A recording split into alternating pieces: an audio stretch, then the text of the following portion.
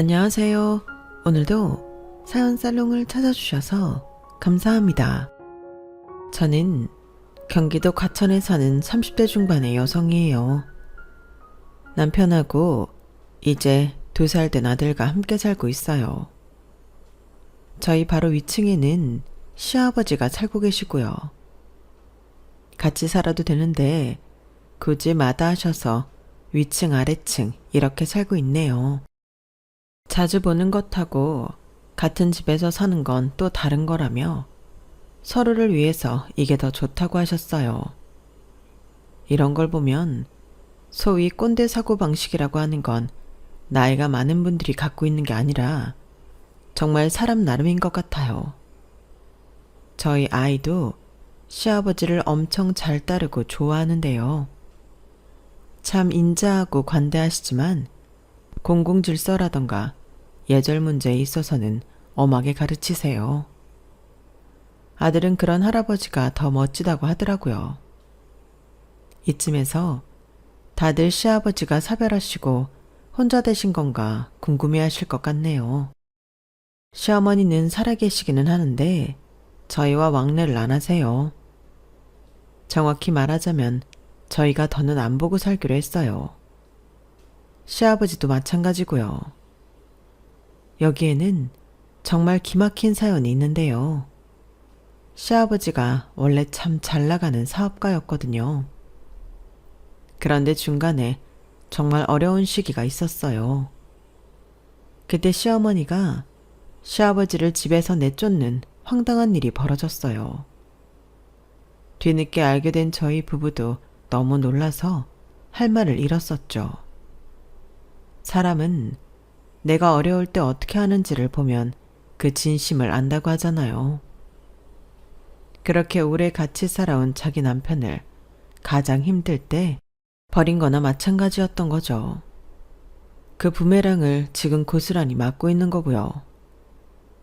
그럼 이 우여곡절 끝에 저희가 어떻게 시아버지와 아랫집 윗집으로 살게 된 건지 본격적으로 이야기해 볼게요. 시어머니는 사실 남편의 친어머니가 아니에요. 남편의 친어머니는 유치원 때 병으로 돌아가셨다고 해요. 시어머니는 남편이 초등학생 4학년 때 제가 해서 꽤 오랜 세월 남편을 키워주기는 했어요. 남편도 새어머니를 그냥 엄마라고 부르는 게 아주 자연스럽다고는 하더라고요. 하지만 시어머니는 남편이 잊을만 하면 자기가 새어머니라는 사실을 상기시켜주고는 했대요. 저게 내 속으로 낳은 애가 아니라 내 마음을 모르는 거야. 내가 남의 애 키워주고 내 아이는 없으니 이게 무슨 팔자인지 모르겠어. 이런 말을 남편 앞에서 서슴없이 했다고 하더군요. 남편과 연애할 때 그 이야기를 들었는데 나중에 인사하러 갔을 때에 어째 시어머니가 아무리 부드럽고 상냥하게 웃고 있어도 냉정한 사람으로 느껴지더라고요. 왜 사람이 겉과 속이 다르다고 하잖아요. 그런 느낌이 되게 강했는데 본인은 모르는 것 같더라고요. 반면 시아버지는 처음부터 참 소탈하고 다정하신 게 마음에서 우러나와 보였어요. 누구나 좋아할 법한 사람이 바로 시아버지였어요. 저희 집은 아버지가 공무원이고 엄마가 보습학원을 운영했기 때문에 시댁에 비하면 참 평범했어요. 시아버지는 중소업체이지만 꽤 사업을 잘하고 계셨기 때문에 저를 반대하시면 어쩌나 싶었는데 전혀 그런 기색이 없었어요. 그게 거칠애로 느껴지지도 않았고요. 오히려 저와 저희 친정을 존중해주는 모습을 보이셨어요. 미연이라고 했지? 아버님이 공무원으로 오래 근무하셨다니 참 성실하신 분이군. 어머님도 그렇고 집안 분위기가 그래서 미연이도 성실한 거구나. 제가요, 직접 뵙는 건 처음인데 어떤 면을 보고 그렇게 말씀하시는지는 모르겠지만 좋게 봐주셔서 감사합니다. 내가 성욱이한테 많이 들었지. 미연이가 회사에서 어떻게 일하는지도 말이야. 책임감 강하고 끈기도 있다고 들었다. 그런 건 일 좀 한다고 생기는 게 아니지. 어릴 때부터 그렇게 커온 거야. 부모님이 정말 딸을 잘 키우셨어. 반면에 시어머니는 은근히 저희 집을 깎아내렸어요. 하여간 저 양반은 고리타분하다니까. 요즘 책임감이니 끈기니 누가 그런 걸 좋아한다고 그래요? 지금은 튀어야 되는 세상이야. 연예인이고 잘 되는 애들 봐봐. 다 톡톡 튄다고. 내가 아가씨가 마음에 안 든다기보다는 내 생각은 그렇다는 거니까 오해는 말고.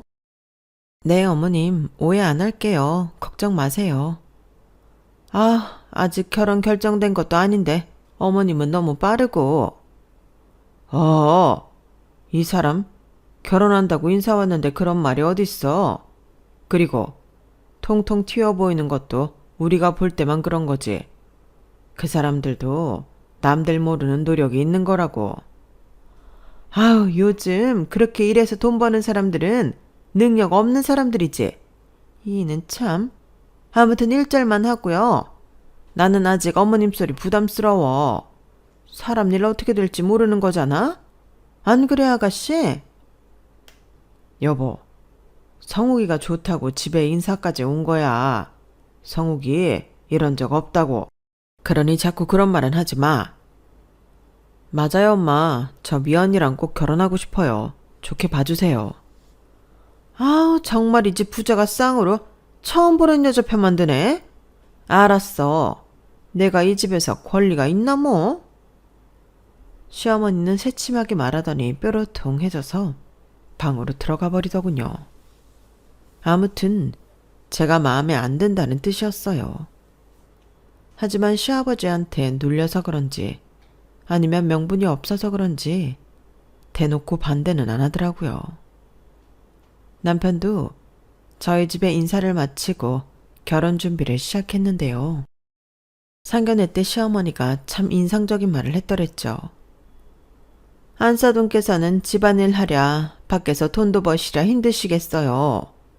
애들 뒤치다거리도 쉽지 않으셨을 것 같네요. 그래서 미연이도 책임감이 강해졌는지도 모르겠네요. 자기가 알아서 하다 보니까 자연히 그렇게 된 거죠. 둘째 따님도 참 독립적이라고 하던데요. 이래서 가정 환경 조성이 참 중요해요. 그러게요. 애들이 알아서 잘해줘서 제가 일하기 수월했습니다. 우리 딸들한테 항상 고맙게 생각하고 있어요. 우리 시대는 여자가 그렇게 밖에 나가서 돈 벌지는 않았잖아요. 지금이야 그런 세상이지만 저희 때야 뭐 여자는 집에 있고 친구들이나 만나고 험한 일 안 하면서 살았으니까요. 그렇다고 안사돈이 대형 학원처럼 큰 사업하는 건 아니지만요. 그래서 안사돈이 저랑 취향이 안 맞으실 수 있을 것 같아 미리 말씀을 드리자면 제가 혼수 맞춤집을 정했으면 해요. 제가 다른 건 다 양보할 수 있는데요. 저 입는 거 쓰는 거는 제 마음에 들어야 하지 않겠어요? 제가 정해도 되겠죠? 당신 이건 실례지. 서로 조율하자고 하는 것도 아니고 당신 마음에 드는 대로 고른다고 하면 어떡해? 죄송합니다, 사부인. 제가 이 일은 집에 가서 다시 상의하고 말씀드리는 걸로 하겠습니다. 예, 저희도 큰딸 결혼하는 거라 서툰 부분이 많습니다. 잘 의논해서 알려주시면 할 수 있는 한 최선을 다해 볼게요. 엄마는 점잖게 말씀하셨지만 속 많이 상하셨을 거예요. 물론 내색은 안 하셨는데요. 시어머니가 보습학원 운영하시는 저희 엄마를 무시하는 발언을 한 건 맞으니까요. 저는 솔직히 많이 불쾌했고 그 점에 대해서는 남편이 나중에 사과했어요. 자기 엄마가 너무 지나쳤다고요. 아빠랑 둘이 잘 이야기해서 다시는 이런 일 없게 하겠다고 약속도 하더군요. 남편이 그렇게 먼저 시어머니 앞에 바람막이가 되어줬기 때문에 결혼할 수 있었던 것 같아요. 둘 사이는 좋아서 결혼을 해도 시어머니 때문에 싸우고 결국 이혼하는 커플들도 많잖아요. 저 역시 남편이 적극적으로 제 입장에 서지 않았으면 결혼을 고려했을 것 같아요. 온통 명품 브랜드로 휘감고서 상향간 척하지만 이기적인 시어머니가 힘든 건 사실이었으니까요.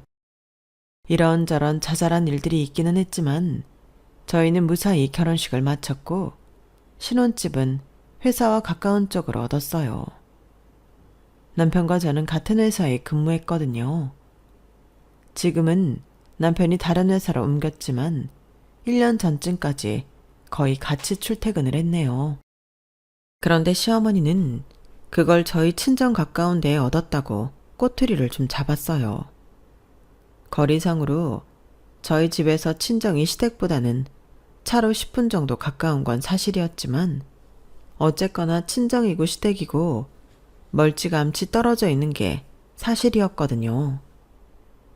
그런데도 시어머니는 제가 남편을 구워 삶아서 친정 가까운 데에 신혼집을 차렸다고 뭐라고 하는 거였어요. 저희가 한 달에 한 번 주말에 시댁에 갔는데 시어머니는 늘 이런 식으로 빈정거렸어요. 아, 꼭 생각보다 한 20분쯤은 늦게 오네? 그러게, 성욱이 네 처가보다 본가에 가까운 데로 집을 얻었어야 한다고 생각하지 않니? 니들이 늦게 오면 우리 점심 먹는 시간도 늦어지고 그러면 저녁도 늦어지고 나이 들수록 식습관 규칙적인 게 얼마나 중요한지 알아? 그리고 세아가 네가 만드는 음식들이 너무 서민적이라서 우리 건강에는 별로 도움이 안 되는 것 같다. 내가 비건을 해달라는 건 아닌데 적어도 건강식에 대해 정보는 있어야 되지 않겠어? 니네 친정에서는 이렇게 맵고 짜고 달게 먹을지 모르지만 우리 같은 사람들은 그렇게 안 먹은 지 꽤 됐어. 너도 좀 분발하고 노력해라. 너 노력하는 거 잘한다며. 이 사람이 애들 오기 싫게 왜 이렇게 잔소리야. 적당히 해. 20분 늦은 걸로 뭘 호들갑이야. 당신 아침도 다른 날보다 늦게 먹어서 배도 안 고플 거 아니야. 그리고 우리가 언제 그렇게 건강식으로 제때 챙겨 먹었다고 그래? 아니, 그러니까 이제부터는 더 철저히 지키겠다는 소리지. 정말 사람 무한하게 왜 이래요? 두 분 싸우지 마세요, 어머님. 죄송해요. 제가 음식 레시피 더 고민해 볼게요. 아버님, 다음부터는 늦지 않고 올게요. 그래도 네가 이렇게 순종적인 맛이라도 있어 다행이다. 그렇게 나와야지. 그리고 당신은 나한테 애들 앞에서 면박 주기 전에 내 생일날 사주기로 한 반클리프 팔찌 살 생각이나 해요. 왜 나랑 매장 갈 생각을 안 해? 아, 또 그놈의 명품 타령. 그 매장이 어디 도망가? 당신 생일 한 달도 더 남았구만. 원참. 품절 될까봐 그러지. 그런 거 금방금방 나가는 거 몰라요? 이래놓고 생일 다가오면 진짜 생일 선물 갖고 싶다고 또 사달라고 하려고 그러지. 시어머니는 정말 명품병이 걸렸나 싶을 정도로 명품을 좀 심하게 좋아했어요. 시아버지는 점잖게 타일이기는 하셨지만 결국 이기지 못하고 사주시기도 했고요. 시어머니가 제가 만드는 음식을 사사건건 못마땅해 하고 집 위치 갖고 계속 뭐라 하니까 남편이 한마디 했어요. 엄마, 왜 갑자기 그렇게 음식에 까다롭게 구는데요? 원래 안 그랬잖아. 언제부터 건강식 챙겼다고. 엄마 그냥 전처럼 브런치 카페 가셔서 늦은 아침 드세요. 그러면 저희랑 밥 안 먹어도 되잖아요. 그리고 집은 엄마가 다시 사주실 거 아니면 그런 말씀 하지 마세요. 아빠가 집 해주시려고 한 거 엄마가 반대해서 저희 모은 거랑 대출로 한 거예요. 제가 엄마가 반대한 거 모를 줄 알았어요? 그러자 시어머니는 얼굴이 금방 새빨개지더니 혼자 뭔가 골똘히 생각하다가 방으로 들어가 버리더라고요. 집에 돌아와서 남편은 그동안 하고 싶었던 말 다 했다며 자기 엄마가 어떻게 나오든 별 상관 안 하겠다고 하더라고요. 내 편 돼줘서 정말 고마워. 나도 어머님 마음에 드는 음식 만들 수 있게 노력할게. 자기 정도면 충분히 잘하고 있어. 엄마가 매번 마음에 안 든다고 지적한 거, 그 다음에는 고스란히 반영해서 다른 거 만들고 그랬잖아. 요즘 자기처럼 그렇게 요리해주는 며느리가 얼마나 될까? 없어, 내가 볼 때는. 그리고 다음날 저녁 시어머니가 저한테 문자를 보냈더라고요. 그걸 보고 저는 정말 깜짝 놀랐어요. 나 지금 집 나왔어. 여기 남해 쪽에 있는 호텔이야. 내가 정말 서러워서 집에 그대로 있지 못하겠구나. 내가 나온 지 벌써 하루가 다 되어 가는데 네 시아버지는 나 찾을 생각도 안 한다. 너도 그러는 거 아니야. 성욱이 나 여전히 새어머니 취급하는 거 알아. 근데 너까지 그러는 것 같구나. 이러는 거 아니다. 나 정말 마음이 너무 힘들구나. 그러면서 시어머니가 찍어서 보내온 사진은 꽤나 넓은 호텔방이었어요. 그저 그런 호텔도 아니고 4성급 이상이었고요. 거기서 내다 보이는 기가 막힌 풍경하며 이거는 놀러 간 거지 가출이라고 생각할 수가 없었어요. 어쨌거나 저는 남편한테도 문자를 보여주고 같이 시아버지를 찾아가서 말씀을 드렸어요. 시아버지는 한숨을 푹 쉬면서 이러시더라고요. 새아가, 너 우리 집 오고 얼마 안 돼. 이런 모습 보여 미안하구나. 사실 저 사람 평생 저러고 살았다. 이제 와서 이야기하는 거지만 살면서 이혼하고 싶은 순간이 왜 없었겠냐.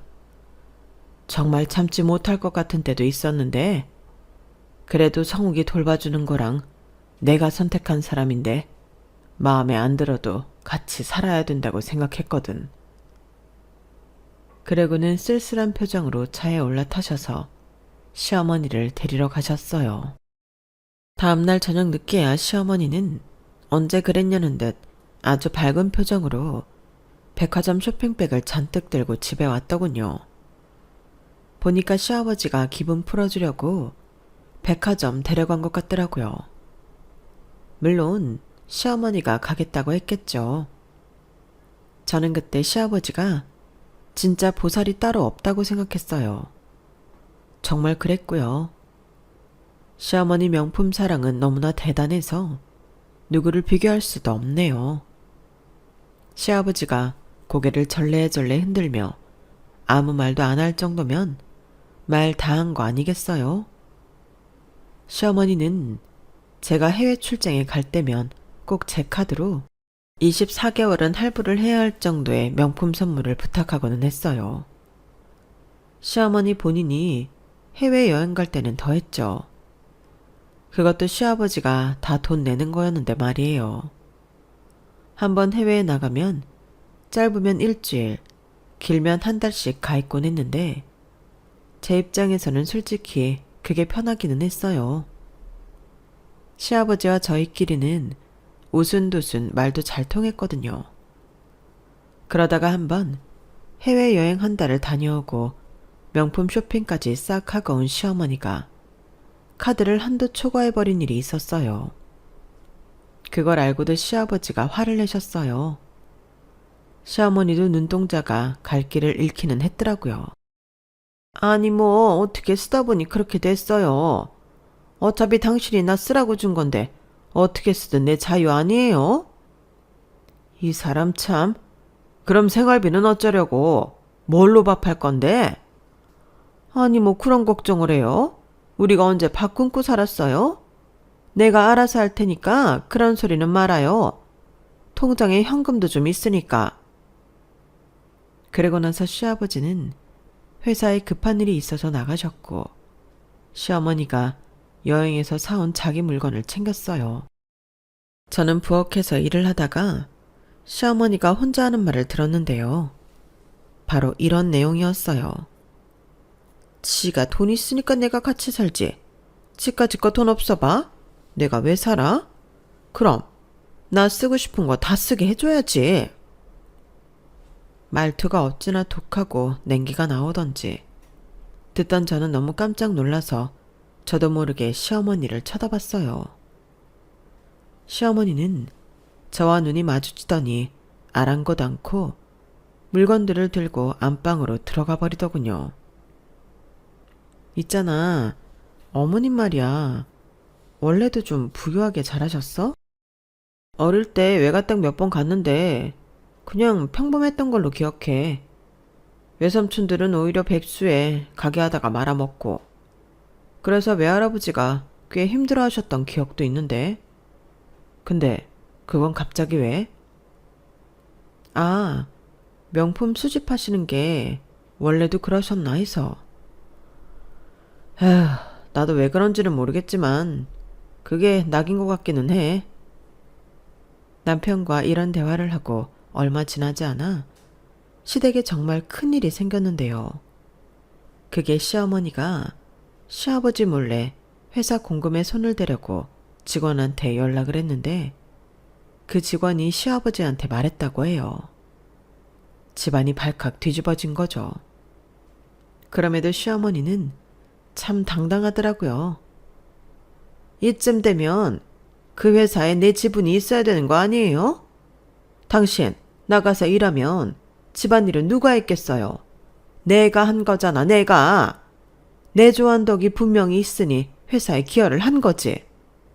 그래서 내 돈 쓰겠다는데 뭘 그렇게 뭐라고 해요? 회사에 내 돈이 어딨어? 그런 건 없다고. 그럼 당신 개인 재산을 나눠주던가. 아님 나 해외여행 더 시켜줘요. 돈을 쓸 수 없어서 답답하니까 그렇잖아요. 어린애처럼 떼를 쓰는 시어머니를 남편이랑 시아버지가 설득하느라 진땀을 뺐네요. 저야 괜히 말 얹으면 더 큰일이 날까봐 그저 조용히 시어머니 좋아하는 음식만 만들었고요.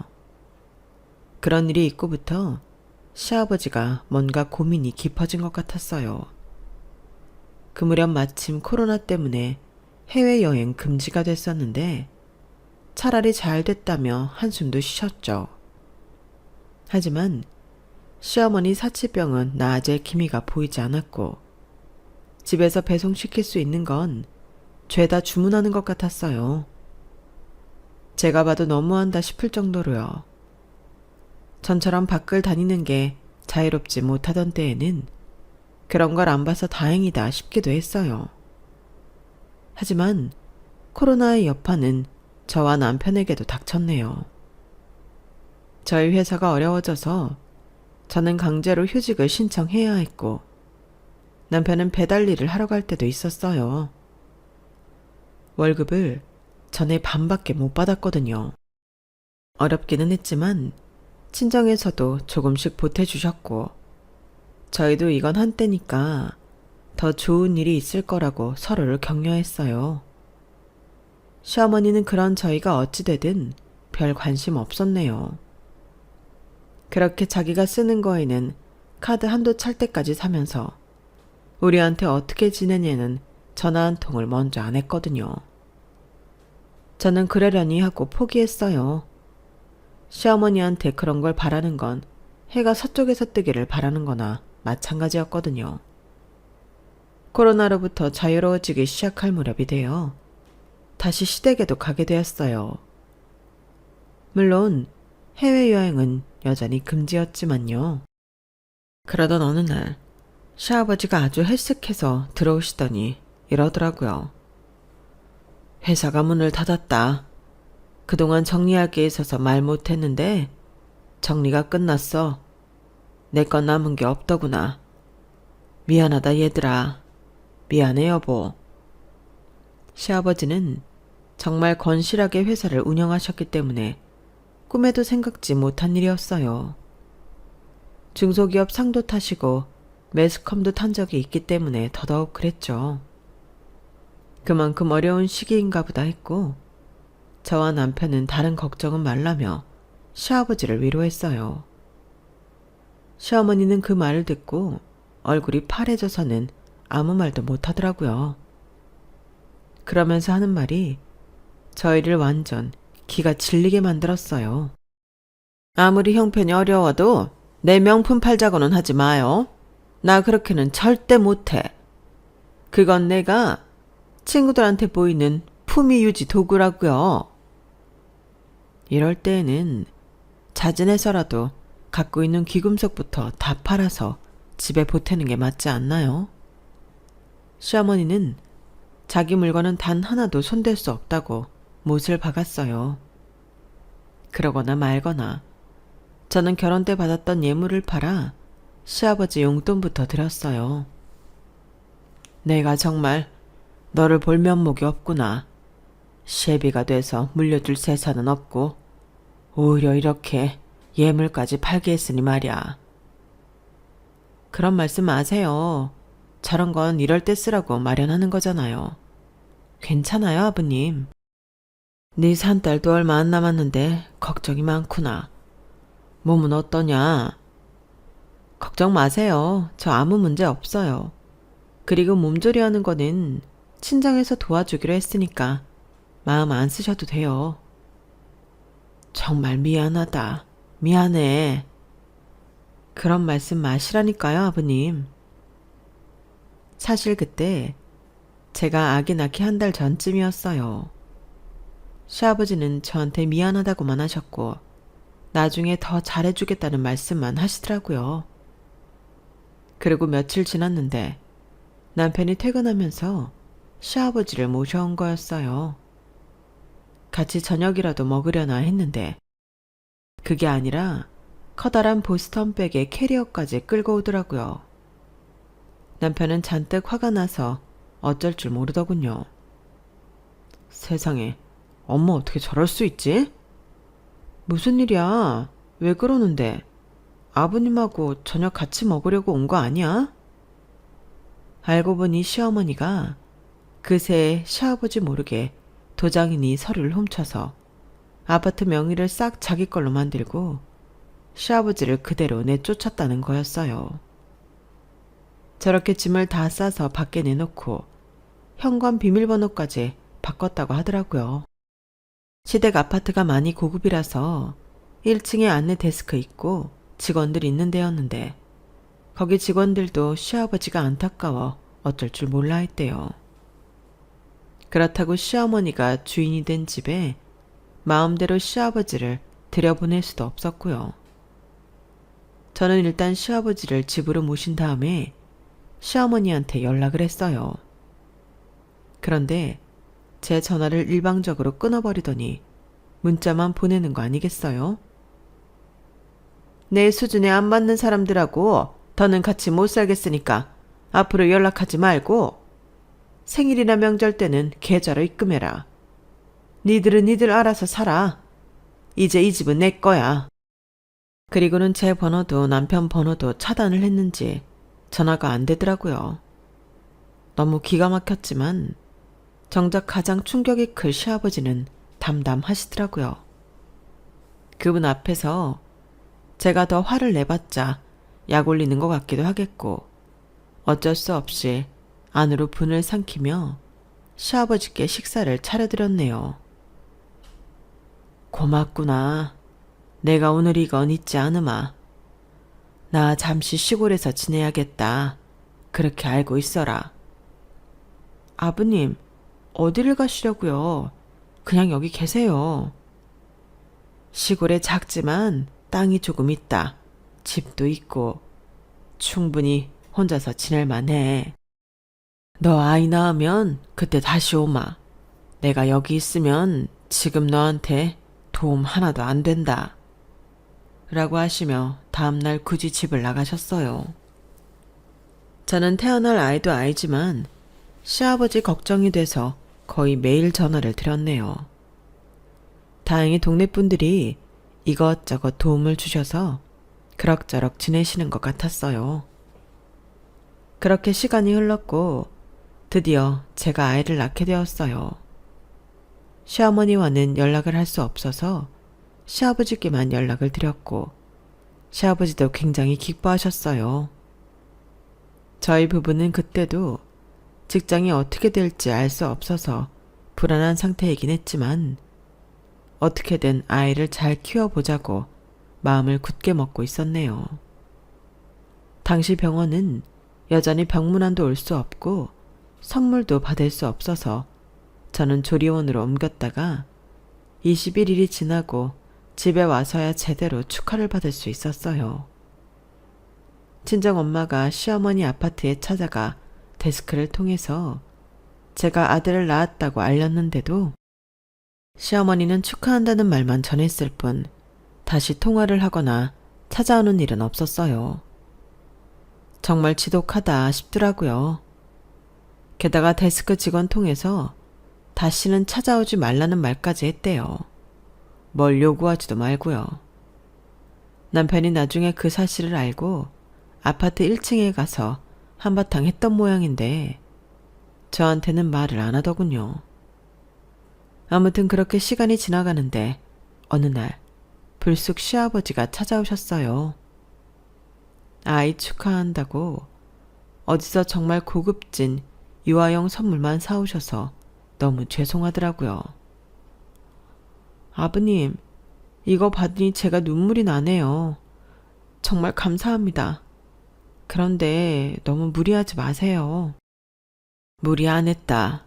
그리고 세아가 이거 맡아줄 수 있겠니? 그러더니 저한테 서류 가방 하나를 주시더군요. 저는 무조건 알겠다고 받아들었어요. 그리고 아침이 됐는데 제 핸드폰으로 전화가 한 통 걸려왔어요. 시아버지였죠. 세아가 나 지금 싱가포르에 간다. 이제 해외에 나갈 수 있게 됐잖아. 가서 좋은 소식 들고 올 테니 세아가 너는 가방 안이나 보려무나.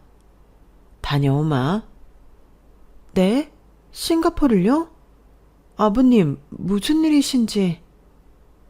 제가 미처 말을 다 하기도 전에 전화는 끊겨버렸어요. 저는 시아버지가 두고 가신 가방을 열어보고는 완전 깜짝 놀랐어요. 그도 그럴 게 제 이름으로 된 아파트에 남편 이름으로 된 통장에 주식 양도한 서류까지 있었거든요. 저는 너무 놀라서 남편한테 전화했고 남편도 어떻게 된 일인지 알아본다고 잠시만 기다리라고 하더군요. 그렇게 해서 알게 된 건 바로 이랬어요. 시아버지는 시어머니가 결국 재산을 거덜내거나 시아버지 돈까지 전부 손을 댈 것 같아서 시어머니 진심을 알고 싶으셨다고 해요. 그래서 회사 대표에서 물려나며 재산을 정리했고 시어머니한테는 망했다고 한 거였죠. 사실 시아버지는 전부터 IT 기업이나 스타트업에 투자를 조금씩 했었는데 그게 성과가 좋아서 본격적으로 그렇게 하려고 하셨대요. 그런데 시어머니가 완전 시커먼 속내를 제대로 드러냈고 그걸 본 시아버지가 시어머니를 빼고 저희한테 지금 주실 걸 주신 거였어요. 시아버지는 싱가포르에서 다시 전화를 걸어오셨어요. 지금쯤 니들이 다 알게 됐겠구나. 나는 여기서 나랑 같이 투자하던 친구 만나서 잘 쉬고 있다. 돌아가면 성욱이 엄마 고소부터 해야겠구나. 아무튼 조금만 기다리거라. 아버님, 근데 저한테 이런 아파트를 이거 너무 과해요, 아버님. 그럴 거 없다. 내가 갈 곳 없이 성욱이 따라 니네 집 갔을 때 세아가 네가 나한테 밥 차려줬잖니? 그 힘든 상황에서도 내 입에 맞는 거 주겠다고 네가 없는 돈 털어 재료 주문하는 것부터 다 봤다. 그때 결심했어. 그 아파트는 세아가 줘야겠다 하고. 아무튼 이제 니네도 고생하지 말고 살아야지. 서준이도 있는데 니들도 돈이 있어야 되지 않겠어? 그럼 나 여기 있다가 들어갈 테니 그때 보자. 시아버지는 저희가 코로나 사태로 어려움에 처하는 걸 보고 바로 여윳돈을 마련해 줘야겠다고 생각하셨대요. 아무튼 남편도 저도 시아버지의 연기에 깜짝 놀라고 말았네요. 얼마 후 귀국하신 시아버지는 시어머니를 도와 서류 위조를 한 중개인부터 잡았고 시어머니를 사기죄로 고소하셨어요. 시아버지가 망한 게 아니었고 해외에 있는 투자가와 함께 본격적으로 투자를 할 거라는 걸 알게 된 시어머니는 저희 집까지 찾아와서 시아버지한테 싹싹 빌고 난리도 아니었어요. 그때 시아버지가 잠시 저희 집에 계셨거든요. 성욱 아빠, 내가 잘못했어요. 나 가난하게 사는 게 너무 싫어서 그랬어. 제발 한 번만 용서해줘요. 어? 나 너무 무서웠다고. 그 아파트도 어떻게 될까봐 걱정이 돼서. 그래도 그동안 같이 산 정이 있잖아. 나 이대로 쫓아내지 마요. 한 번만 봐줘요. 얘들아, 니들도 아버지한테 말 좀 잘해줘. 내가 가면 어디를 가겠니, 이 나이에. 거기 나가서 어디서 지내. 당신 좀 그만할 수 없어. 애들한테 그런 부탁하는 거 염치 없지도 않아. 얘들 힘들 때 한번 들여다보기라도 했어. 지금도 봐. 손자한테는 관심도 없고 자기만 살겠다고 이러고 있잖아.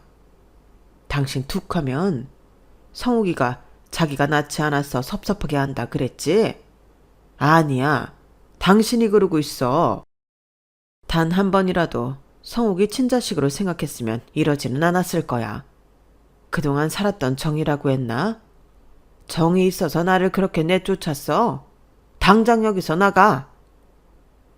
시어머니는 말 그대로 손이 발휘되도록 빌었지만 시아버지는 꿈쩍도 하지 않으셨어요. 결국 저희 집을 나간 시어머니는 이번에는 저희 친정을 찾아갔더라고요. 친정 엄마한테서 연락이 와서 들어보니 아예 거기서 눌러 앉을 생각인 것 같았어요. 아니, 우리 집에 얼마나 계실 건지는 알면 좋겠는데 대체 이게 무슨 일이라니? 나도 뭐라고 말하기가 참 그렇네. 엄마 어떡하지? 그렇게 제 전화 통화를 듣던 시아버지가 노발대발하며 친정으로 쫓아갔고 시어머니를 끌어내다시피 했다고 해요. 저는 아이를 보느라 가지 않았거든요. 시아버지는 친정 부모님한테 이렇게 말씀하셨다고 해요.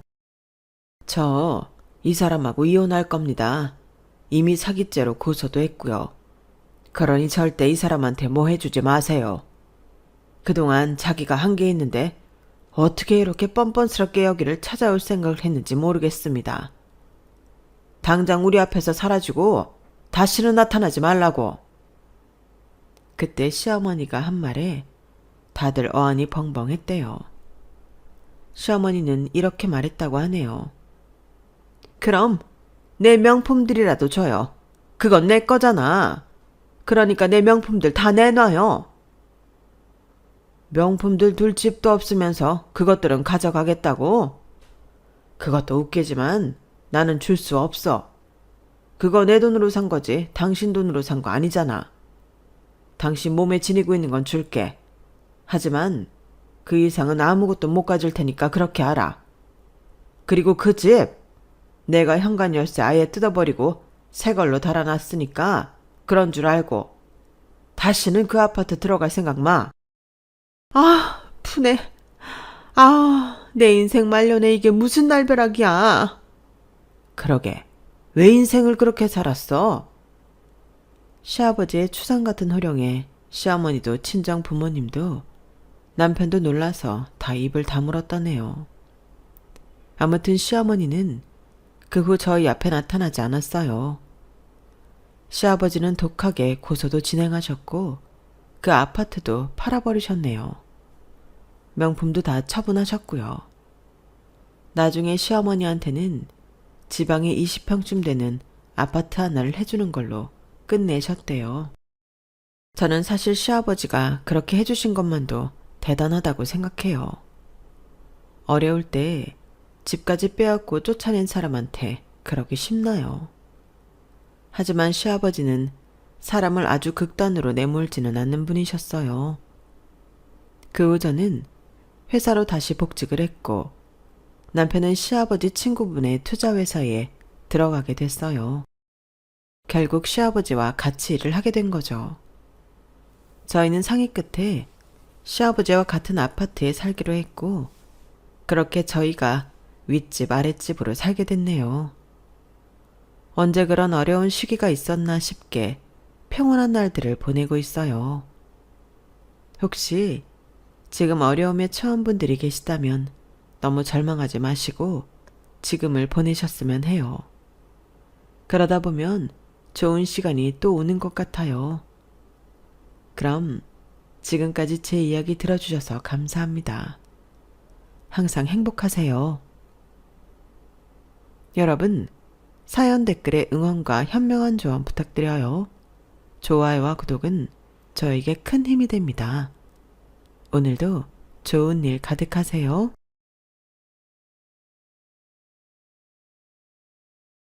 안녕하세요.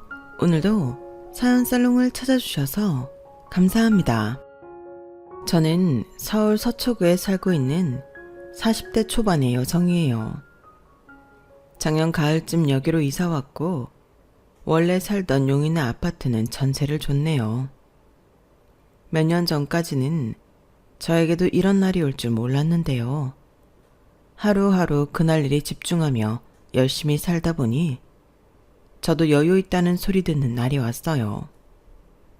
저는 사실 결혼해서 아랫 동서한테 엄청 무시받으며 살았어요. 제가 고졸이고 9급 공무원이어서요. 시댁에서 제일 불편한 사람이 동서였으니 말 다 했죠. 남편이 동서보다 늦게 결혼을 해서 아랫 동서가 윗사람 행세하는 건 그나마 그러려니 했는데 제 학력과 직업을 갖고 빈정대는 건 너무 열받을 때가 많았어요. 시어머니는 좋게 말하면 전략적인 분이라 자신한테 유리한 쪽으로 제 편 들다가 동서 편 들다가 했고요. 그래도 뭐니 해도 자기 아들들이 최고라 가끔 며느리한테만 의무를 강조했죠. 남편하고 그런 것 때문에 가끔 다투기는 했어도 심각할 정도는 아니었고 무난하게 지냈어요. 시어머니가 저와 남편 사이가 크게 금갈 정도로 무리한 요구는 하지는 않았고요. 시아버지는 워낙 말이 없으신 분이고 마음도 좀 약하세요. 아무튼 그러다 보니 동서한테 비웃음을 당하면 저만 혼자 속이 썩어나고 열불 터질 때가 많았거든요. 제가 근데 여기 서초구 아파트로 이사를 오면서 동서한테 한 방 먹여서 얼마나 속이 시원한지요. 동서는 사람 위에 사람 있고 사람 아래에 사람 있는 전형적인 강약 약강인 사람이었어요. 강자 앞에서 약하고 약자 앞에서 강한 사람이요. 그런데 아파트 일로 의외로 제가 인생 승리자가 된 거 있죠. 어떻게 된 건지 궁금하실 텐데 지금부터 차근차근 이야기를 풀어볼게요. 동서는 제가 남편과 결혼 약속을 한 후 형제끼리 밥 먹자고 해서 만났을 때부터 저를 딱 눈 내리깔고 쳐다보더군요. 지금 생각해도 참 대단한 여자예요. 암만 그래도 손윗사람 예비 신부인데 자리에서 일어나지도 않고 턱 치켜들고 인사했으니까요. 서방님은 사람이 참 좋은데 시아버지를 닮아서 조용하고 뭐든 아내 말을 잘 들어줬어요. 처음 만난 날도 그랬고요. 그날 저는 딱 느낌이 왔어요. 아, 서방님한테는 뭐 기대하면 안 되겠다 하고요. 그리고 동서와 어떻게 지내냐가 시집살이 관건이겠구나 했네요. 아니나 다를까 제 예상이 딱 맞았고요. 동서는 대형 피부과의 월급 의사인데 어쨌든 의사니까 다른 직종보다 돈은 더 많이 벌잖아요. 그것부터가 엄청 자랑거리였고 거기다가 자기가 의사라는 데에 굉장한 자부심을 갖고 있었어요. 처음 저한테 했던 말이 학벌과 돈 얘기였고요. 아직 결혼 안 했으니까 제가 이름 부를게요. 그래도 되죠?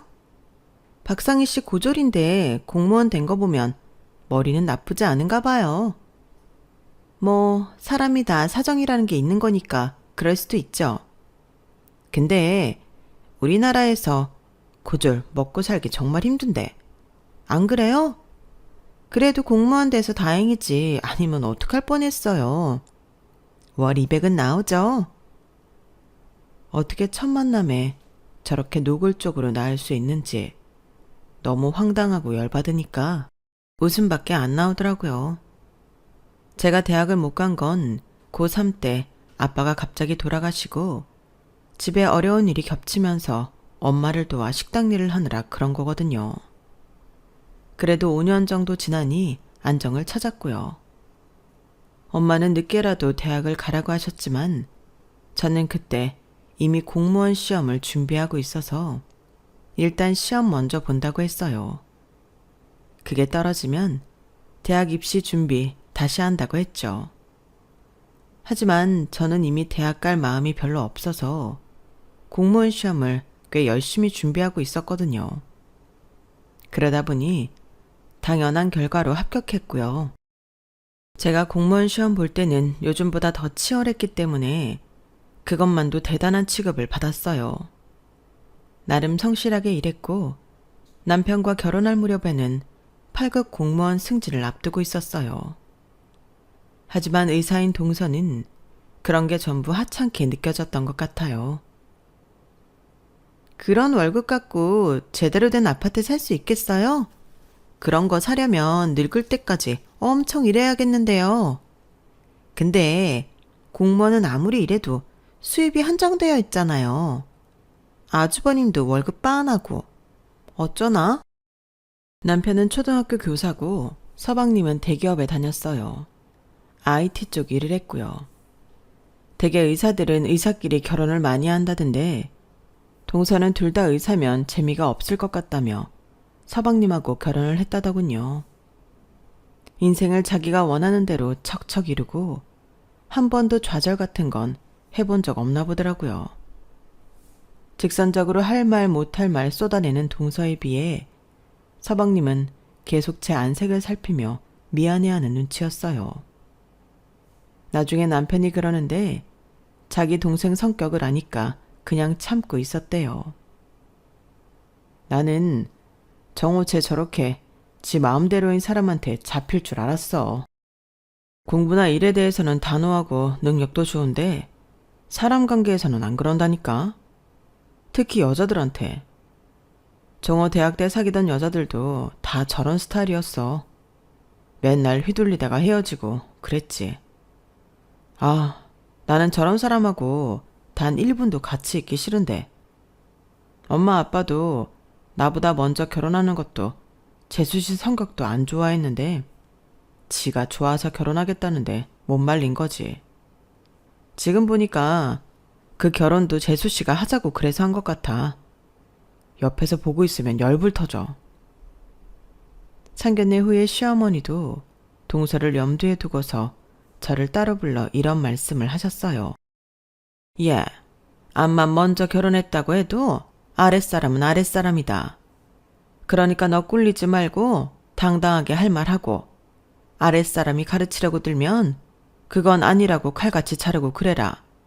알았지? 네 동서 너무 신경 쓸 필요 없다. 너 편한 대로 해.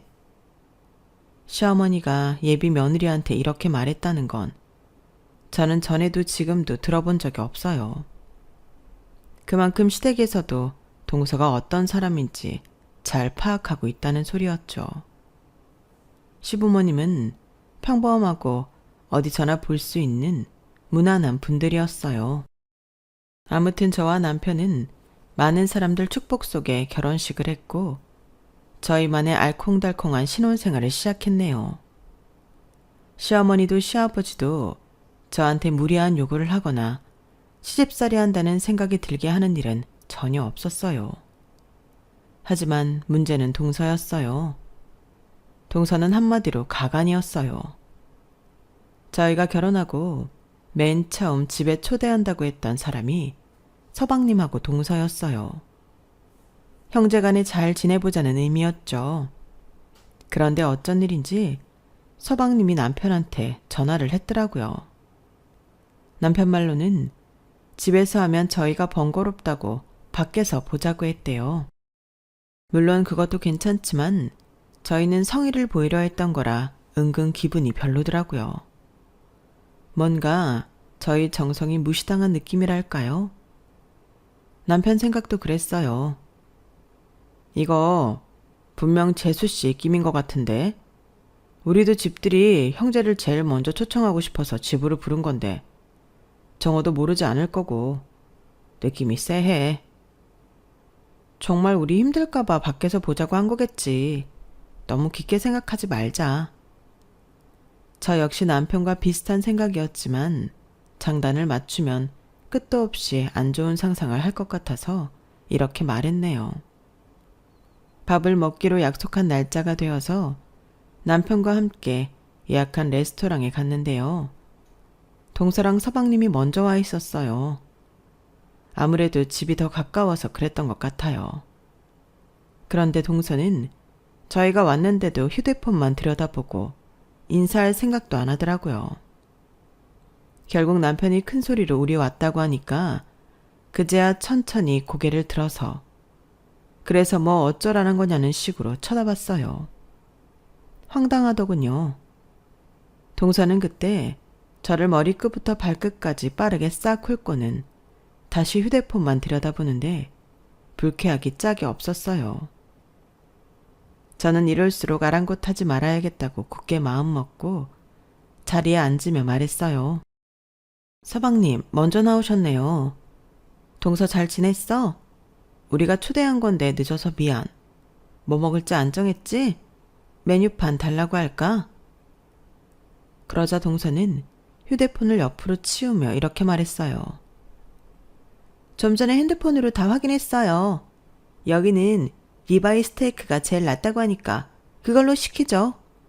육류니까 레드와인으로 하고요. 와인은 제가 알아서 고를게요. 형님, 서빙 좀 불러주세요. 그러자 남편이 발끈해서 나섰어요. 아니 재수씨, 저희 메뉴판 보지도 않았는데 일방적으로 정하면 어떡합니까? 와인도 그래요. 저희도 취향이 있잖아요. 아주버님, 와인 잘 아세요? 저보다 잘 모르실 것 같은데. 여기도 처음이시죠? 처음 오면 제일 많이 추천하는 거 먹는 게 안전빵이에요. 제가 이것저것 고르느라 에너지 소모하는 거 막아준 거잖아요. 어차피 저희 위해서 마련한 자리 아니에요? 그런데 아주버님이랑 형님 취향이 그렇게 중요해요? 그래 자기야. 오늘은 저 두 사람 위한 자리니까 우리가 양보하자. 동서 좋은 대로 시켜. 제가 싸움이 될까봐 중재에 나섰어요. 동서는 제 말을 듣더니 피식 웃더군요. 뭐 양보라고 하시면 그런 거겠죠. 무슨 뜻이야 동서? 아니 여기 처음 오니까 잘 모르실 것 같은데 솔직히 제가 알아서 음식 고르니까 편하잖아요. 근데 양보라고 굳이 포장을 하시니까요. 순간 저도 몸이 차계신 게 느껴졌고 서방님은 저와 남편 표정이 심상치 않으니 미안하다며 좋은 시간 보내자고 일단 메뉴판을 받자고 했어요. 서방님이 열심히 수습하려고 했지만 식사 시간 내내 분위기가 어색했네요. 저는 이 자리가 파토나게 하지 않으려고 서방님이 하는 말에 열심히 맞장구를 쳤지만 그렇다고 불쾌한 기분이 나아지는 건 아니었어요. 그런데 디저트를 먹고 일어나기 전 동서가 저한테 이런 말을 하는 거였어요. 형님, 나이도 있는데 명품 하나 정도는 있어야 되는 거 아니에요? 시계는 예물이니까 그렇다 치고요. 옷이나 구두나 가방 중에 제대로 된 명품 걸친 게 하나도 없네요. 나 명품 잘 안 사. 그럴 형편도 솔직히 안 되고. 그리고 오늘 형제들끼리 만나는 자리에 굳이 명품을 걸치고 들고 나와야 한다고는 생각하지 않았어. 그래서 어머님이 사주신 가방도 두고 나왔고. 누가 예물씩이나 들고 나오래요. 그리고 암만 가족 식사여도 이런 데 오면 TPO라는 게 있잖아요. 럭셔리한 곳인데 뭐 하나는 명품이어야 더 대접받고 그러는 거라고요. 아니면 여기 직원들도 쟤들 오늘 특별한 날이라 온 거지. 이런데 드나들 형편은 안 되는구나. 딱 안다니까요. 사람이 갖출 건 갖춰야죠. 그럼 동서가 나한테 하나 사줄래? 동서 돈도 잘 벌고 오늘 다 명품으로 두르고 나온 거 보니까 잘할 것 같은데. 우리 결혼할 때도 선물 안 해줬으니까 결혼 겸 집들이 선물이라고 생각하고 받을게. 그럼 기대한다. 제가 치고 나가자 동서는 얼굴이 새빨개지며 당황하더라고요. 예상하지 못했었나 봐요. 자기가 말하면 저나 남편이 쩔쩔매거나 기분 상하기만 하지 한마디 대꾸도 못할 줄 안 걸까요? 어쩜 그렇게 모든 걸 자기 중심적으로 생각하는지 모르겠어요. 어머 형님, 그런 거 담아두셨어요? 당황스럽네요. 담아뒀다기보다는 좀 그렇지. 이런 거 TPO는 챙기는 동서가 가족끼리 최소한의 예의는 안 챙겼잖아. 그래서 생각나서 말한 거야. 동서가 지금 당장 사주기 어려우면 천천히 사줘도 되고. 요새 돈 쓸 때가 좀 많긴 하지? 어머 형님, 제가 돈이 없어서 그러는 걸로 보이세요? 사람 뭘로 보고. 아무리 제가 형님이나 아주버님보다 돈이 없겠어요. 그래서 그런 건 아니에요. 이 정도로 하고 일어날까요? 오늘 잘 먹었어요. 라더니 씩씩대며 먼저 일어나 나가버리더라고요. 남편은 고소하다는 표정을 감추지도 않았고요. 집에 오면서 남편은 저한테 잘했다고 그러더라고요. 자기도 속에서 끓는 거 참느라 혼났다나요? 야, 진짜 저런 사람한테는 맞불 작전도 나쁘지 않네. 보니까 화내고 덤비는 것보다 자기처럼 대받아치는 게 더 효과적인 것 같아. 나는 진짜 재수씨 때문에 의사들 인상이 다 나빠졌다니까. 병원에 가서 진료를 받다가도 그래, 나는 환자이자 고객이니까 이렇게 친절한 척하는 거지. 너도 집에 가면 개차반일지 누가 알겠냐. 이런 생각이 절로 들거든. 내가 재수없는 사람들 보면서 하는 다짐이 나는 똑같은 사람은 되지 말자인데 동서는 진짜 강적이야. 어머님이 해주신 조언도 있어서 한번 질러봤어. 내가 늦게 결혼했어도 윗사람이니까 단호할 때는 칼같이 자르라고 하시더라고.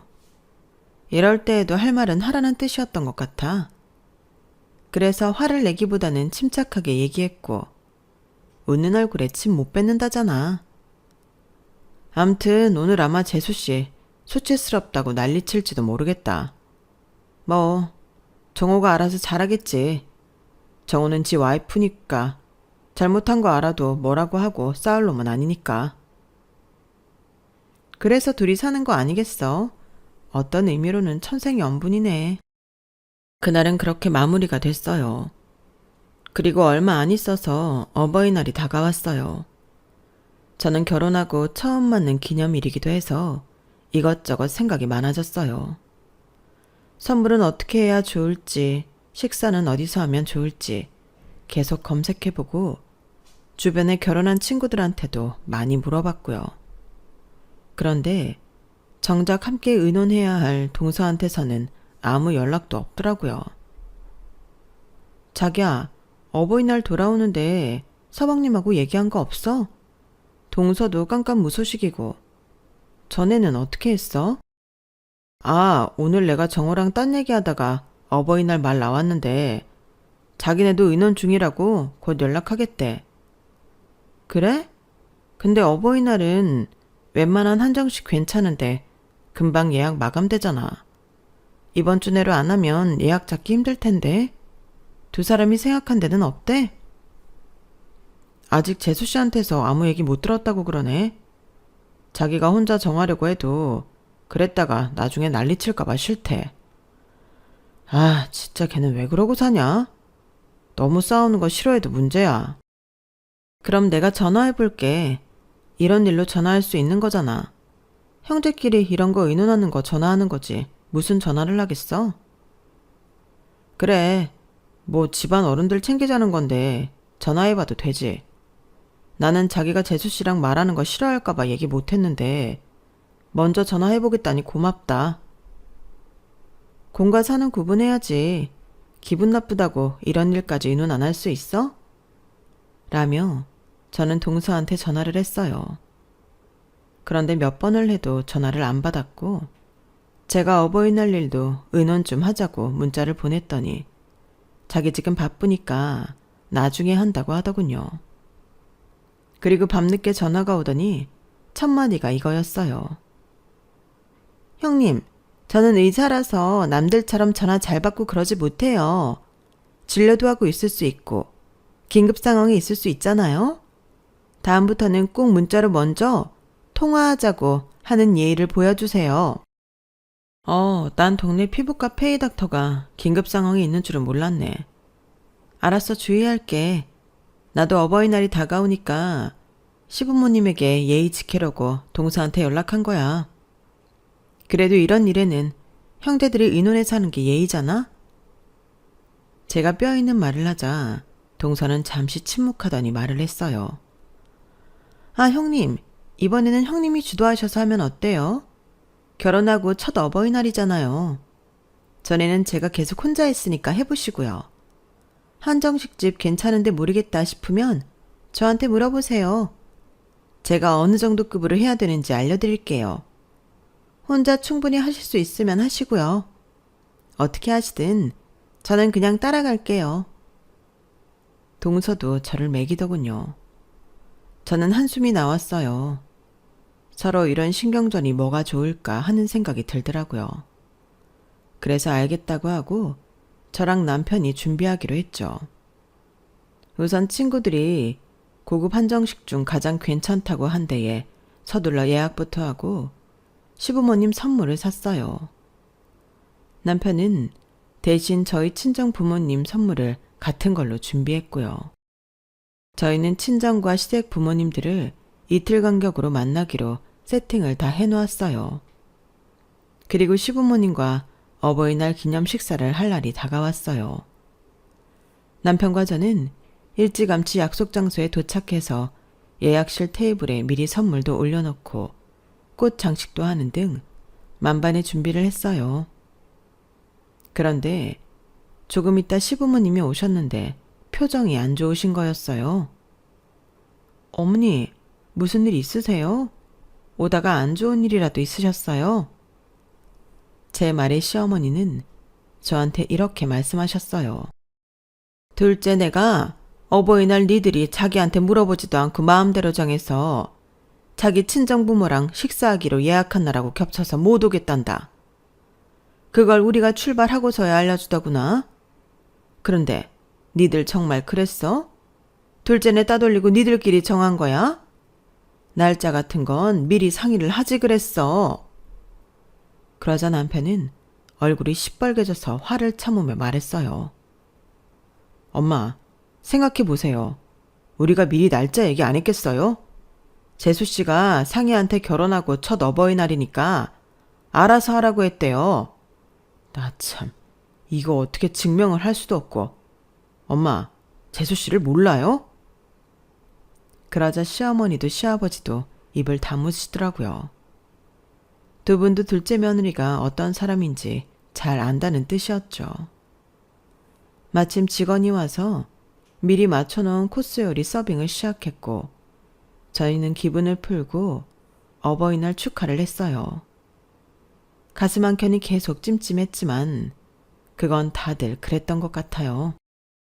그래도 시부모님도 저희한테 준비하느라 고생했다며 고맙다고 하셨고 저희도 건강하시라고 덕담도 하고 끝까지 잘 챙겨드렸네요. 집에 돌아왔는데 밤에 잠도 안 올 정도로 열이 받더군요. 아무리 참고 지나가려고 해도 동서가 저를 물먹였다는 게 화가 났어요. 그 말씀 없고 얌전하신 시아버지가 저한테 문자를 안 하셨더라면 저는 진짜 뒤집어 엎었을 거예요. 시아버지는 문자로 이렇게 말씀하셨어요. 그나가 네가 아주 애를 많이 썼구나. 이번에 둘째 때문에 많이 속상한 걸로 안다. 우리는 네 심정 다 알고 있고 너한테 뭐라고 할 사람 없다. 정호 녀석도 속으로는 미안해 할 거다. 우리 집 남자들이 소심해서 네가 더 신경 쓸 것 같구나. 그래도 네 신랑이 우리들 중에서 제일 낫다. 그걸로 위안을 삼아라. 뭐랄까 짠하기도 하고 우프기도 한 시아버지 문자에 저는 큰 소리 내지 말아야겠다 다짐했고 동서한테는 점잖게 미리 날짜 알려줬는데 겹치면 같이 조정했으면 좋을 것 같다고만 하고 넘어갔어요. 동서는 뭐 제 말을 신경도 안 쓰는 것 같더라고요. 저는 그러다가 근무지가 바뀌면서 남편과 경기도로 이사를 갔고 새로운 환경에 적응하고 일을 하느라 바빠서 동서는 제 머릿속에서 점점 작아졌어요. 물론 전처럼 저를 무시하고 제 남편 무시하고 여러 가지로 열받게 했지만 그거에 일일이 반응하다가는 제 생활이 안 되겠더라고요. 그래서 신경 딱 끊고 아예 무시하기로 했죠. 그러다가 한 번은 남편하고 휴일날 함께 맥주를 마시다가 서방님네 얘기가 나와서 동서 뒷담화를 좀 했네요. 제가 전문직 가진 사람들이 다 그런 것처럼 보인다고 남편이 의사들 좋게 안 보인다는 말이 뭔지 알겠다고 했죠. 이제야 내 심정을 이해하겠냐? 나는 그런 거 보면 정호가 보살이다 싶어. 서방님한테는 안 그럴 수도 있잖아. 하긴 정호 하는 일을 인정을 하니까 결혼을 했겠지. 그래도 이렇게 자꾸 분란 만드는 거 지도 아는데 그걸로 스트레스 받을 거야 뭐 어쩌겠어. 지가 선택한 사람이고 좋다고 하는 건데. 그런 거 보면 공부 잘하고 머리 좋다고 사회성까지 좋은 건 아닌가 봐요. 이렇게 남들 불편하게 하면서도 눈치 없고 지만 잘났고 원래 머리 좋은 사람들 중에 사이코패스 많다잖아. 그것도 다 편견이래. 안 그런 사람이 더 많고 아무튼 동서는 사람 질리게 하는 데가 있어. 에휴 그만하자. 우리가 이러는 게 무슨 이득이 있겠어. 남 흉보면 우리한테 돌아온다고 하더라. 그만하자. 그래 그만하자. 우리는 좋은 것만 생각하고 살자고. 그때 제가 임신 4개월이었거든요. 아이를 생각해서도 남들 나쁘게 생각하지 말고 우리부터 착한 마음 먹고 잘 지내자 싶었어요. 동서한테는 이미 2살 된 딸이 있었고 둘째는 생각이 없다고 하더라고요. 동서는 제가 아이를 가졌을 때도 자기네는 조리원을 일주일에 몇백만 원짜리를 들어갔다는 둥 아이한테 친정에서 무슨 명품 옷을 사줬다는 둥 하며 저한테 태어날 아기가 안 됐다는 식으로까지 말했는데 저는 살포시 무시했어요.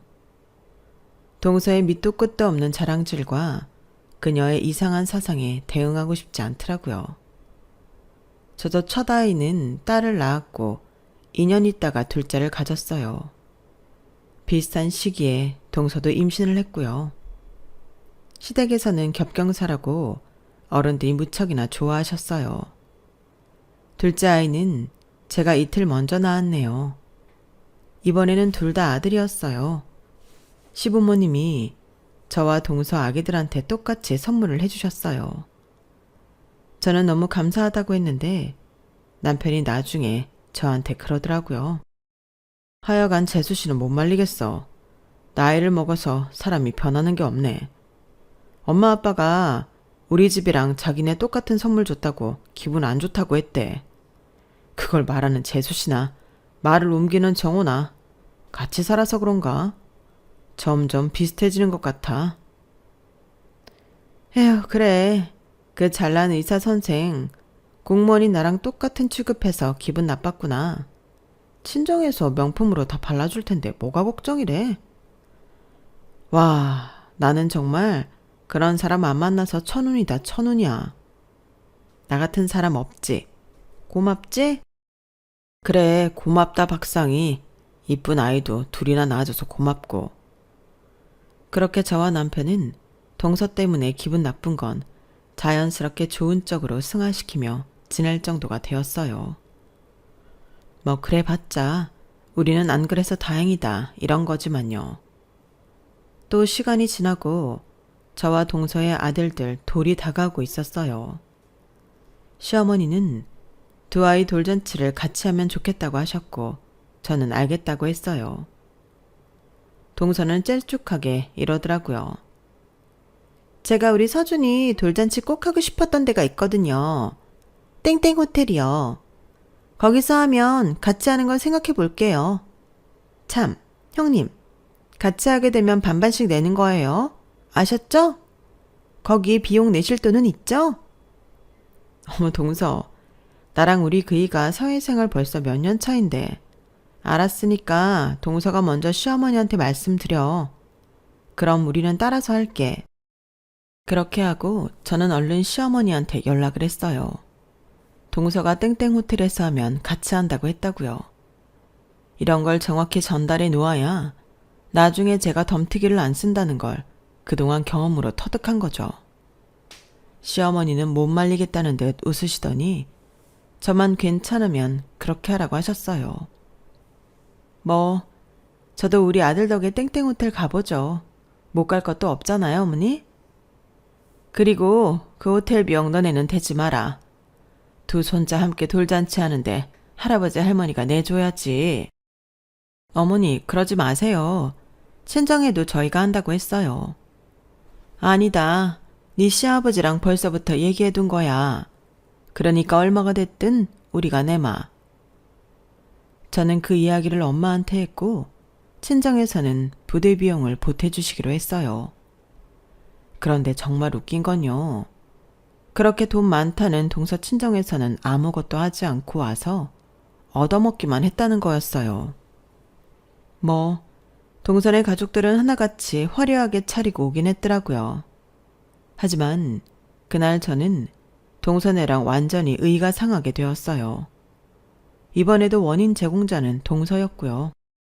어떻게 된 일이냐 하면 아이들 사진을 같이 찍기로 해서 두 아이를 나란히 앉혔는데 호텔 직원이 아이들한테 똑같이 작은 꽃 펜던트를 줬거든요. 그런데 그걸 보고 동서가 갑자기 정색을 하며 이러는 거였어요. 아, 정말이지. 우리 애를 저런 애랑 똑같은 취급 좀 하지 마세요. 같이 앉혀놓는 것도 짜증나 죽겠는데 뭘 이런 구질구질한 것까지 똑같이 줘요. 여기 호텔 수준이 이것밖에 안 돼요? 서준이 이리 오세요. 유준이하고 붙어있으면 이상한 거 얼마? 저는 더는 참을 수 없어서 큰 소리를 냈네요. 제가 무시당하는 건 참겠지만 애한테까지 그러는 건 봐줄 수가 없었어요. 우리야말로 동서랑 서준이 하고 있는 거 사절이야.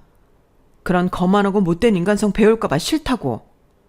하, 진짜 기가 막혀. 이래서 고졸이랑은 상종을 말아야 되는데 어쩌다가 시집을 얽혀가지고.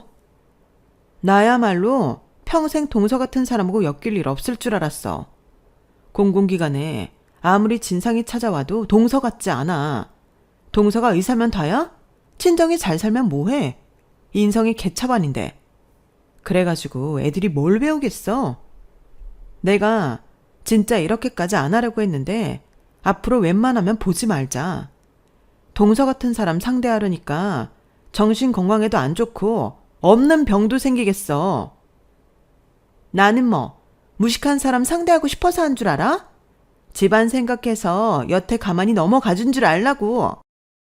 그렇게 아이들 돌잔치는 엉망이 되었고 저는 너무 화가 나서 아이들을 데리고 집에 와버렸어요. 남편이 양쪽 집안 부모님들하고 말 잘했다고 하더라고요.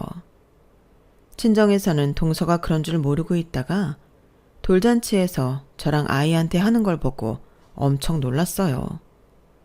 저보고 그동안 어떻게 참고 살았냐고 하더라고요. 아무튼 그날 이후 시댁에서도 저랑 동서가 웬만하면 부딪히지 않게 함께 부르는 일이 거의 없었어요. 저는 그 무렵 외삼촌이 회사 일을 도와달라고 하셔서 공무원직을 그만두고 회사로 들어갔어요. 작은 부품을 주로 일본에 수출하는 회사였어요.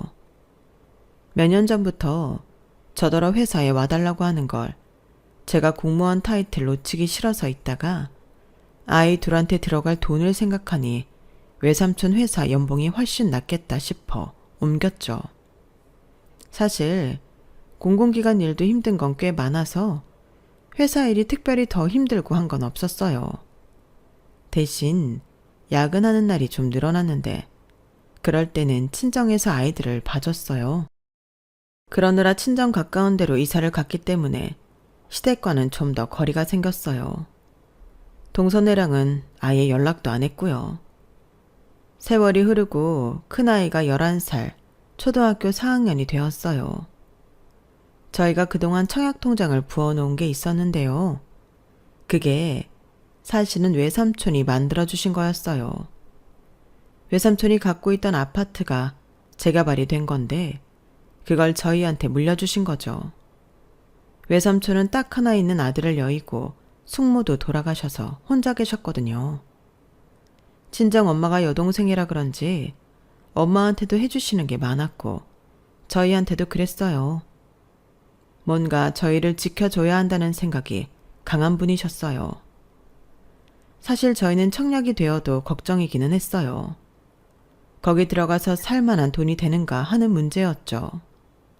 아이들 생각하면 강남으로 가는 게 좋을 수도 있겠지만 지금처럼 경쟁이 치열할 때는 너무 잘하는 애들 사이에 있으면 또 안 좋기도 하잖아요.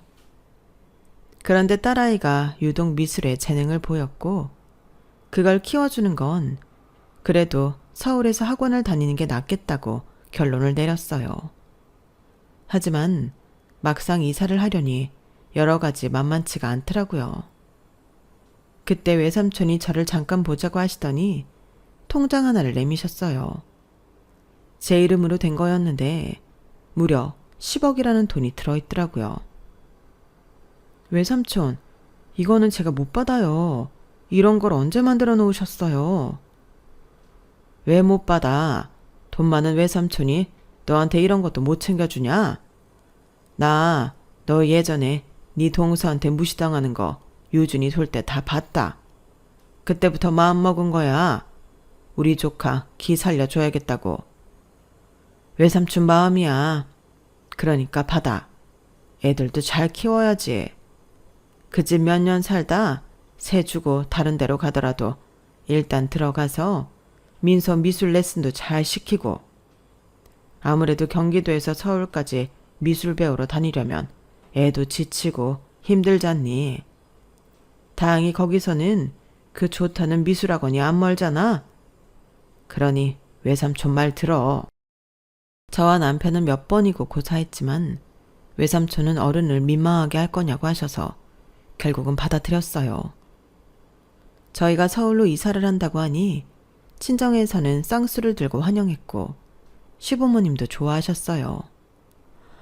아, 둘째 네가 성실하게 잘 사니까 이런 복을 받는구나. 이거 다 네가 착해서 받는 거야. 우리가 못해주는 게 마음 아팠는데 정말 잘 됐다. 감사해요, 어머니. 제가 착한지는 모르겠지만 열심히 살았고 앞으로도 그럴게요. 어머니, 저희 집들이 할 때 꼭 오세요. 가다마다 거기를 안 가면 어디를 가겠어? 그렇게 저희는 기분 좋게 인사를 나눴는데 동서한테는 연락을 못 하겠더군요. 그동안 연락도 안 한 지 오래됐는데 강남 이사한다고 대뜸 연락하기가 좀 그랬어요.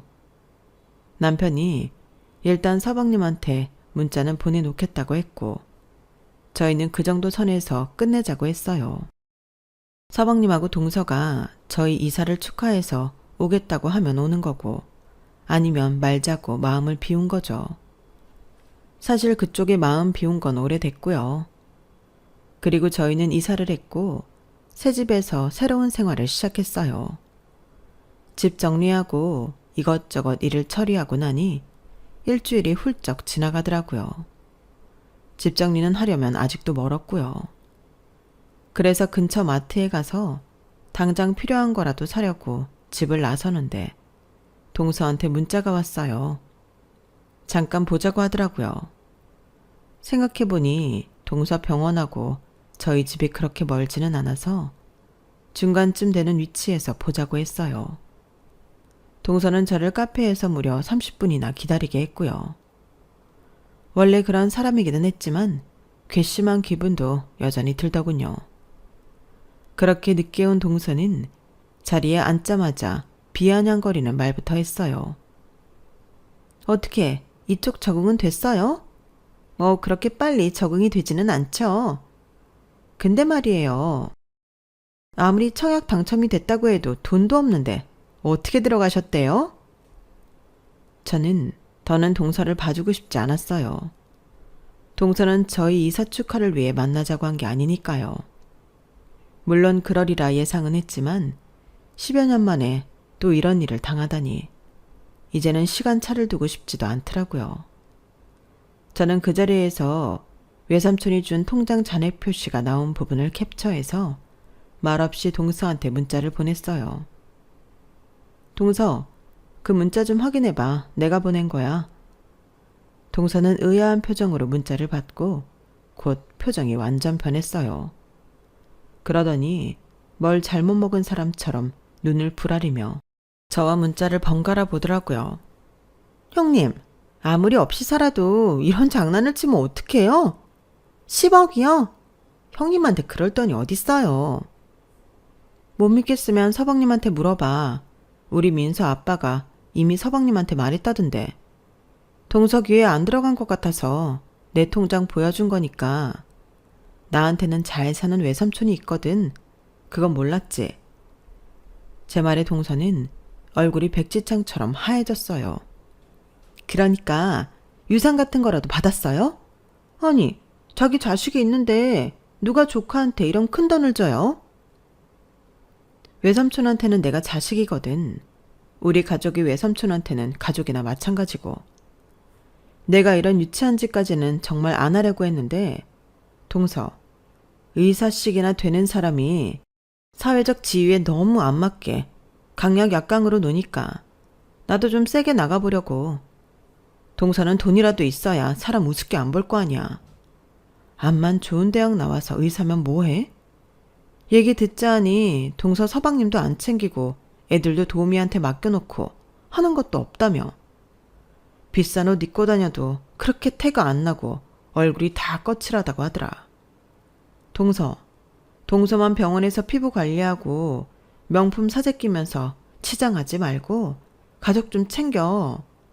가만 보면 동서는 가족한테 너무 아무것도 안 해. 저기 형님, 그러니까 정말 형님한테 10억이 있는 거죠? 할 얘기가 그것뿐이야? 그럼 난 이만 가고. 제가 자리에서 일어나자 동서는 갑자기 제 팔을 붙잡더니 이러는 거였어요. 형님, 그럼 저 2억만 좀 빌려주세요. 네? 아니, 너무 당황스럽네. 갑자기? 동서처럼 돈 많고 직업 좋은 사람이 왜? 그게 제가 병원 독립해서 나와서 환자가 너무 없어가지고요. 임대료 비싼 동네에 병원에 나서 나가는 것도 너무 많고 지금 감당 안 되는 게 많아요. 은행 대출도 이제 한계고요. 형님, 어떻게 무이자로 저 2억 안 될까요? 2년만 쓸게요. 아니, 1년이요. 동서, 원래 이렇게 돈하고 학벌, 권력에 약한 건 알았는데 그래도 너무 뻔뻔하다는 생각 안 들어? 어떻게 나한테 그런 부탁을 해? 미안한데 나 이거 함부로 쓸 생각 없어. 그리고 우리 민서, 유준이 위한 거고. 그러니까 다른 데서 알아봐. 어차피 다른 데 알아볼 거였잖아. 아니요, 형님. 이거는 하늘이 저한테 기회를 주신 거죠. 돈 빌릴 데 없었는데 형님한테 돈이 생겼잖아요. 동서는 그게 문제야. 너무 동서 위주라는 거. 나한테 돈 들어온 게 어떻게 동서를 위한 거야? 나랑 우리 가족을 위한 거지. 미안하지만 나는 그 돈 못 빌리겠어. 나 동서가 우리 유준이한테 했던 말 평생 못 잊어. 서준이랑 같은 취급하지 말라고? 뭐가 없는다고? 그것도 아이 부모 면전에서. 정말이지. 아무리 명품으로 치장을 했어도 동서는 진짜 상스러운 인간이야. 알겠어? 저는 동서를 뿌리치고 나왔고 동서는 계속 저를 따라오며 사정을 했어요. 하지만 저는 받아주지 않았어요. 그 후로도 몇 차례 동서와 서방님이 저희한테 자기네 사정을 좀 봐달라고 했지만 남편은 자기가 받은 돈이 아니라 마음대로 못한다고 했고 저는 절대 그럴 수 없다고 했어요. 알고 보니 동서가 돈을 너무 함부로 써서 집안 경제도 엉망이고 빚이 많더라고요. 그런데다가 병원 운영도 잘 못해서 문 닫기 직전이었고요. 형제끼리 이럴 때는 돕는 게 맞겠지만 동서는 무엇 하나 믿고 도와줄 구석이 없다는 것도 문제였어요.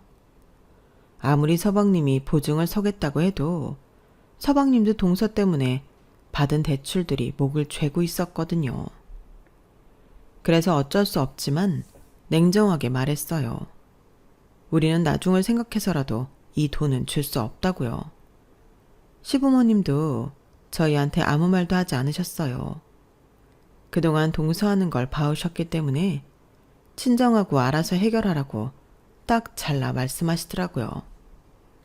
보니까 시부모님도 그동안 동서하고 동서 친정에 쌓인 게 많은 것 같았어요.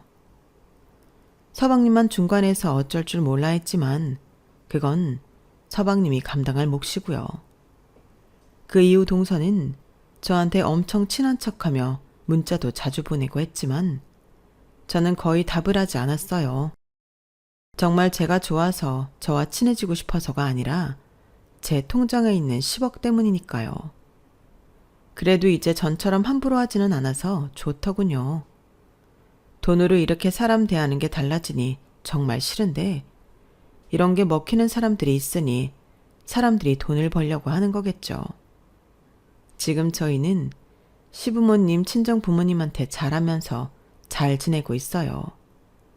저희끼리 오순도순 잘 살려고 해요. 그럼 지금까지 재미있게 들어주셨기를 바라며 저는 이만 물러날게요. 모두 행복하세요. 여러분, 사연 댓글에 응원과 현명한 조언 부탁드려요. 좋아요와 구독은 저에게 큰 힘이 됩니다. 오늘도 좋은 일 가득하세요.